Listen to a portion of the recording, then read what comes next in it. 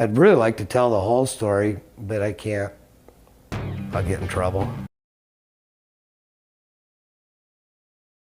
Well, I know I better tell it.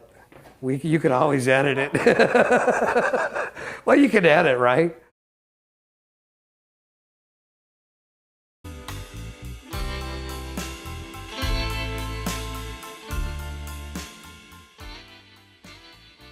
When I was in my teens, everybody was taught across the entire country to ski exactly the same way by an organization that thought it was a good idea that no matter where you went in the country to learn to ski, you learned exactly the same thing. All right, come on. Now open, change your weight, put them together and down. And so ski schools would teach you to memorize a certain turn, and that's all you could do for years until you learned something else. People would learn to ski short swing, then they would learn to vadel, and then they would get bored and quit skiing. It's like they'd gone as far as they could, and I'm like, huh? There's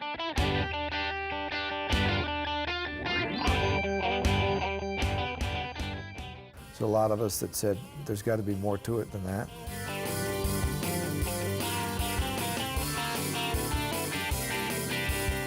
Who says you got to ski between the gates? Who says you can't ski up a cornice like this and jump in the air and turn around and ski right back down it? Who says you can't do that? We did a lot of what was considered radical things at the time, and I was considered controversial. I thought, I'm not controversial, I just give you the truth. Not too many years ago, everybody was uptight with their skiing. Ski instructors had an idea of total final form, that you had to ski exactly thus and so with your body in just such and such a position. And a lot of us didn't like this idea. We felt that skiing was much too free and it should be a medium of self-expression and not a system of rules and dogma.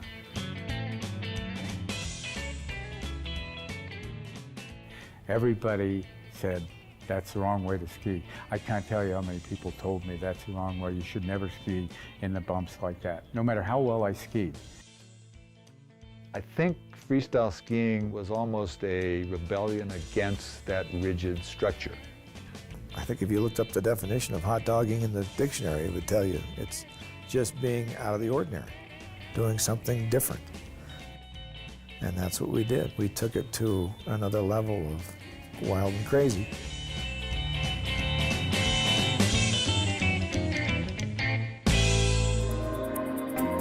According to Waterville's Paul Posey, this is where it all started. We established a freestyle class as a program in our school, and that gave us the idea that that should be a competition. It was Doug Pfeiffer, who was the editor of Skiing Magazine, Tom Corcoran, Jack Sanders, and it was their vision to have this new free skiing, freestyle movement into some kind of competitive format. Wayne looked at Floyd and he looked at me and he said, you should come out and do this stuff. Hot dogging, we called it, hot dogging. And that was the beginning. Back in the early 70s, it was so exciting. It was a lot of guys coming out of the woodwork with tricks like myself.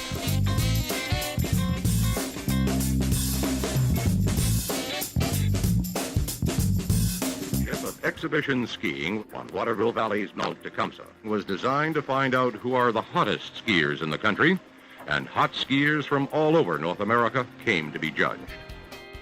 You had Susie Chaffee and Wayne Wong and some of the local color. Floyd Wilkie was there, and they had a very successful event.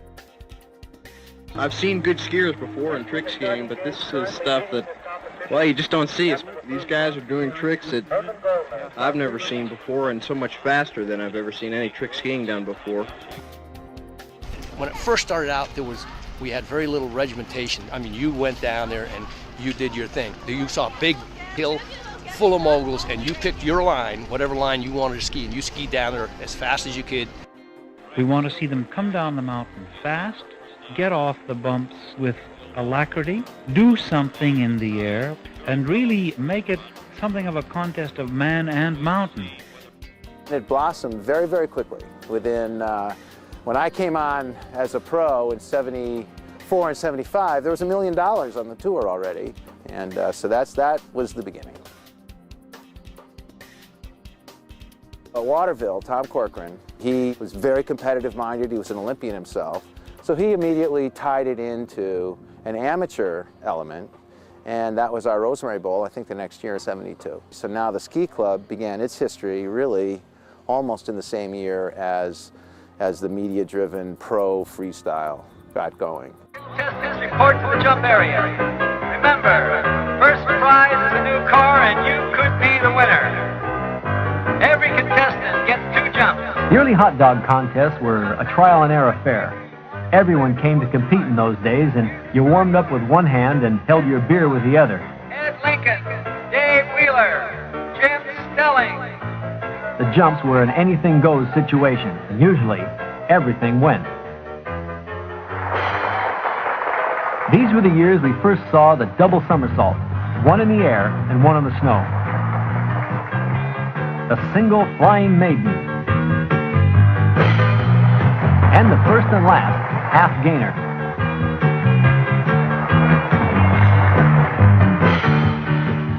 It earned him a score of 24.4. Even in the early days here, there was some exceptional talent, but the jumps were too small.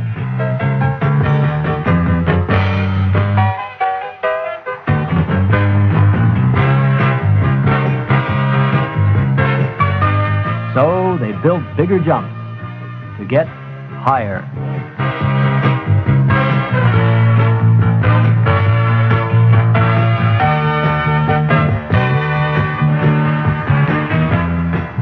And then there was the mogul event.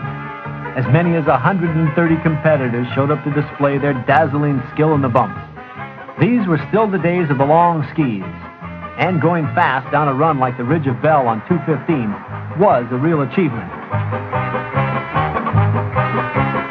With so many competitors entered and no way of screening their talent, it was a hard contest to judge. Sometimes you couldn't tell the hot doggers from the comedy act.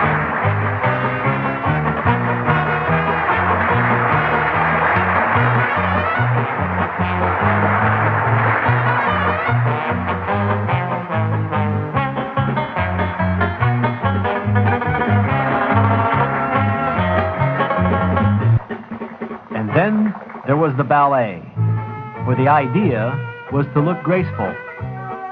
And there's no way a 6'5" skier wearing a pair of 215s can ever look graceful.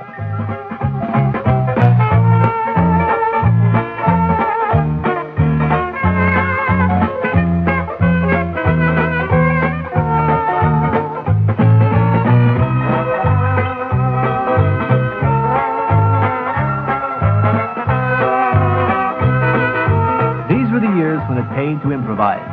Any trick that looked different would catch the judge's eye. Just dazzle him with whatever comes to mind.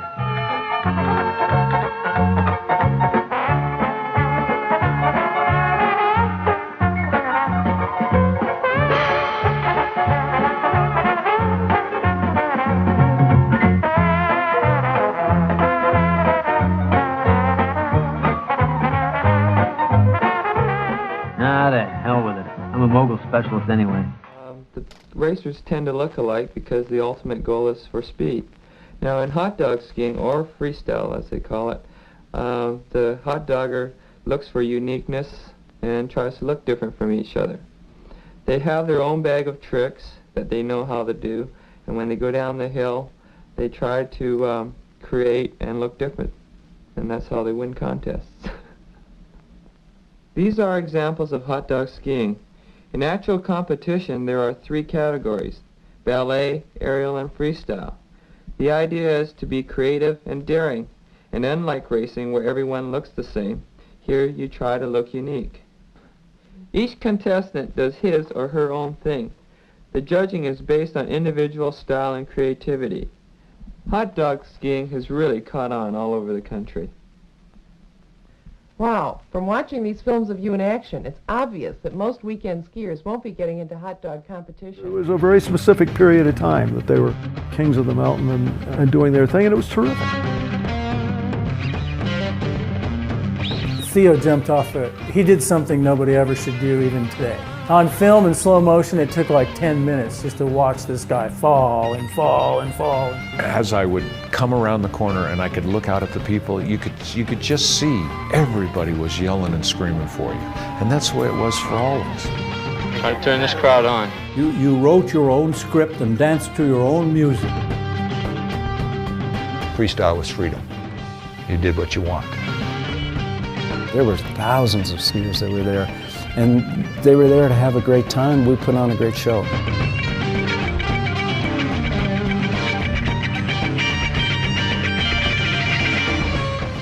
I mean, speaking of myself, and Wayne too, I know, we weren't basketball players, we weren't baseball players, we weren't football. First of all, we weren't big guys, but we had this talent for skiing.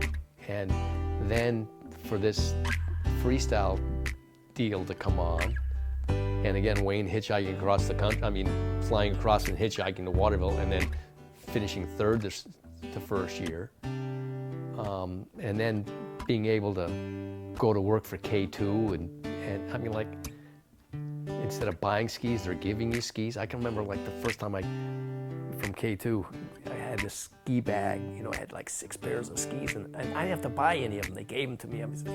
And Solomon's giving us bindings, and now they're going to pay us money to ski. You don't know. I mean, for poor kids, I mean, that was like you won the damn lottery. You know what I mean? We just won $1 million, you know, because we got, and now they're paying us. They're giving us this van to drive out of the country and put on shows and stuff. And then go up to Whistler and ski all summer at ski camp with Tony Seiler. I mean, we were the luckiest guys in the world. We were, and again, the crowds were great. You know, they liked us. They liked what we did. It was a great time in life. I mean, again, it set me up for my whole life. You know, it put me in a position to, I think, to do well just because of that. It was awesome.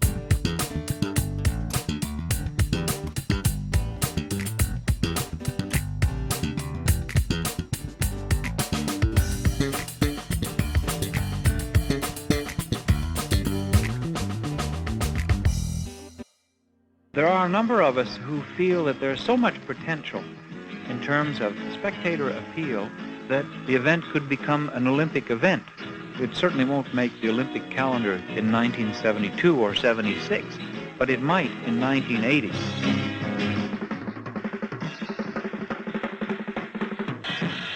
Phew.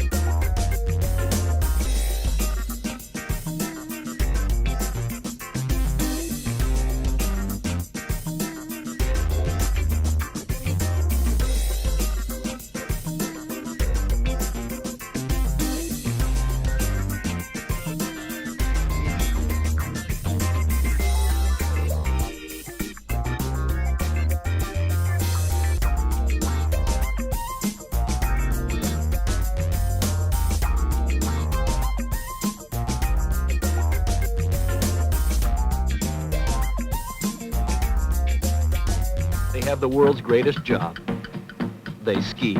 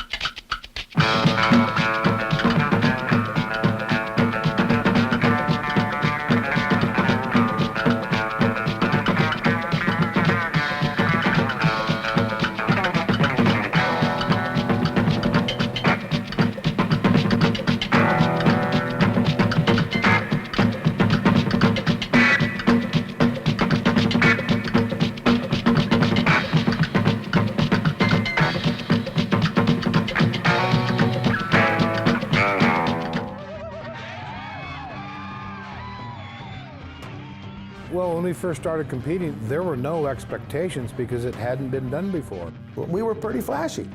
What we were doing was really flashy. We didn't want to be coined as racers or disciplined skiers. We were the free spirits of skiing at that time. It's something that will never be recreated again for that time and space.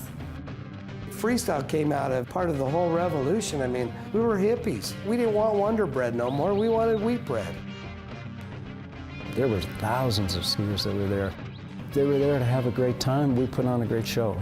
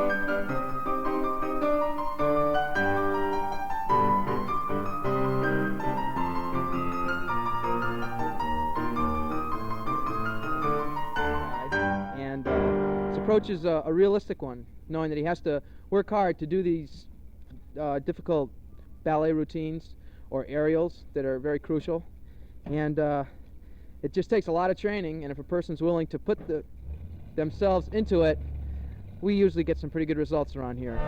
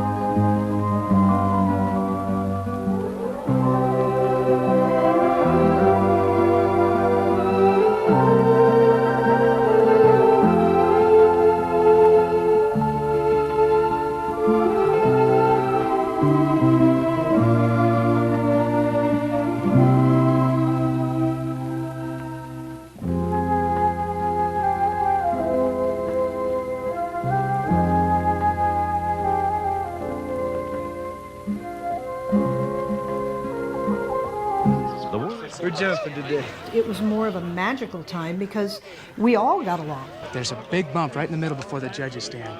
You go float right at the judges. More air, that's all I can say. Ready to dance?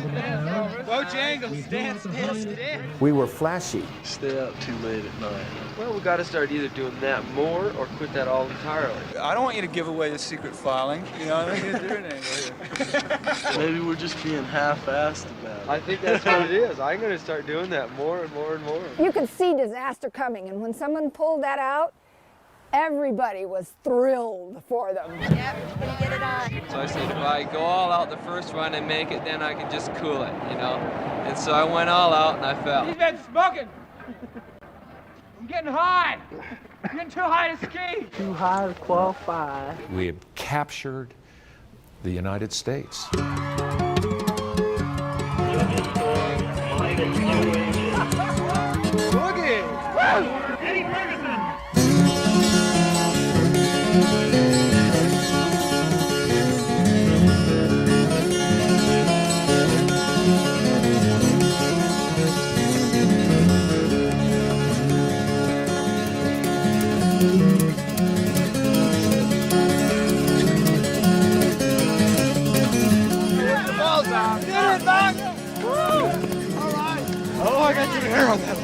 Never done it with 2 shoes.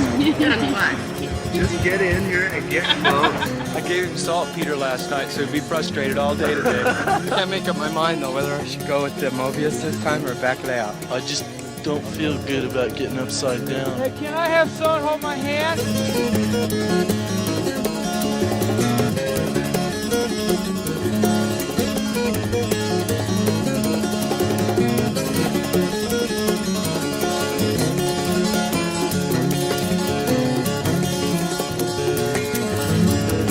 Say between chaos and beauty?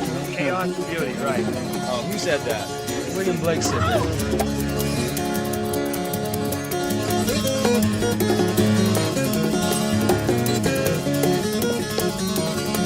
This sport has gone from this real creative area where anything went, you could crash in any of the 3 disciplines and win. To be able to win all 3, the overall, is big time. That's scary. Junior Fuller. Eddie Ferguson. Wayne Wong. Roger Evans. John Condon. This is Penny Street, who won the ladies combined. Robert Salerno.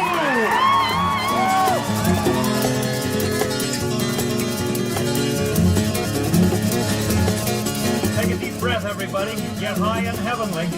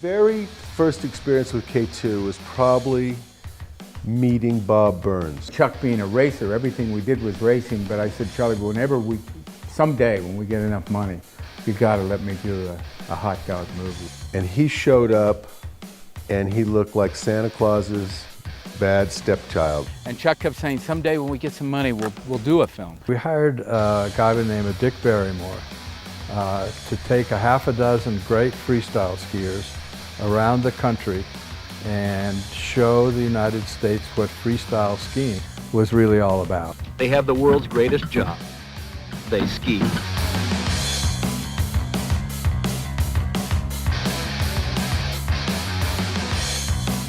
was something hip about Barrymore. He seemed really connected to the time, 1971, 1972. It was really, a free era. It was a photographic style that he had that was different than any other ski movie that I think had been done. Man, those guys have got the coolest job in the world.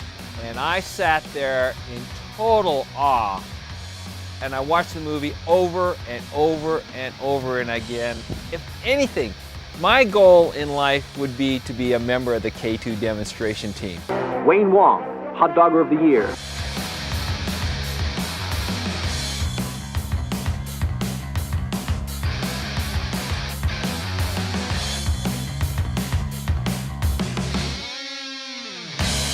We were exploring what we could do on skis, and guys like Patrick took it to the next level.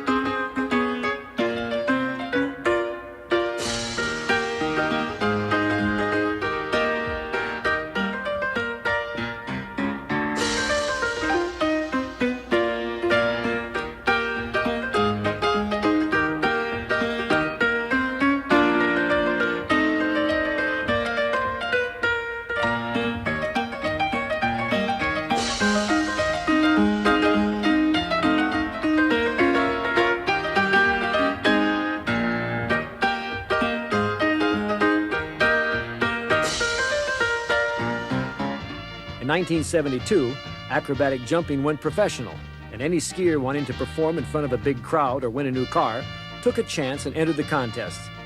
Competitors encouraged other competitors with shouts of "Go for greatness," while the crowd screamed "More air."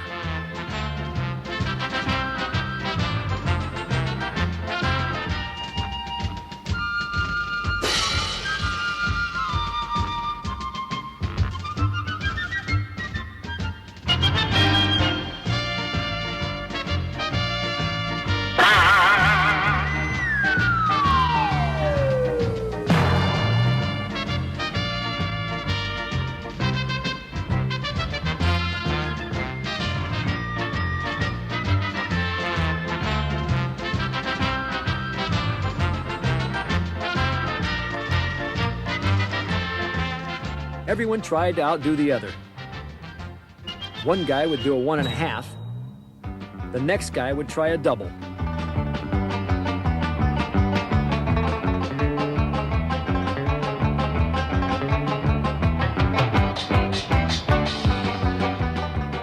If it didn't work going frontward, someone would try it going backward.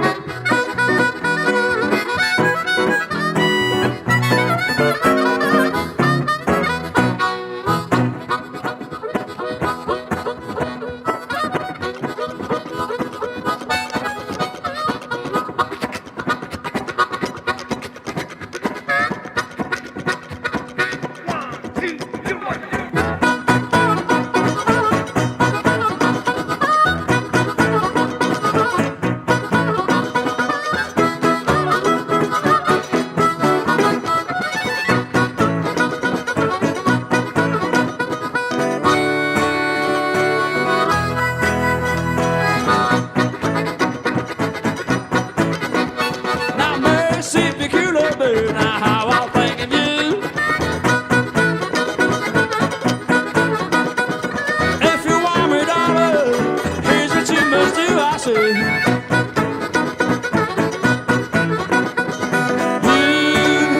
You gotta free me, 'cause I can't get my best man's way. I room to move.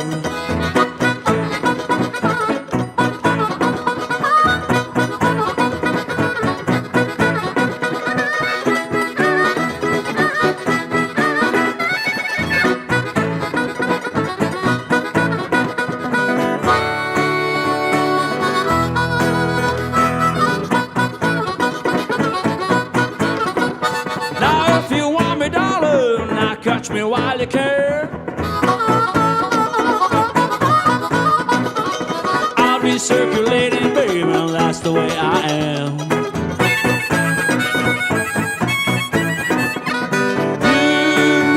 You gotta free me, 'cause I can't get my best mix. We got room to move.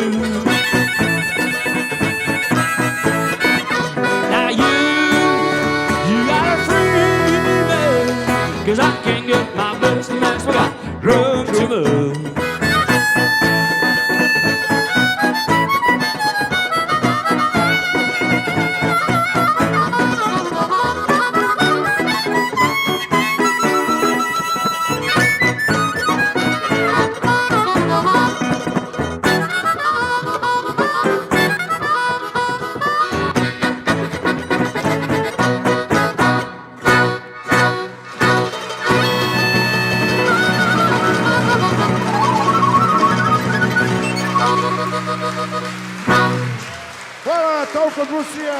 Zoran Kadrinka, Peražo.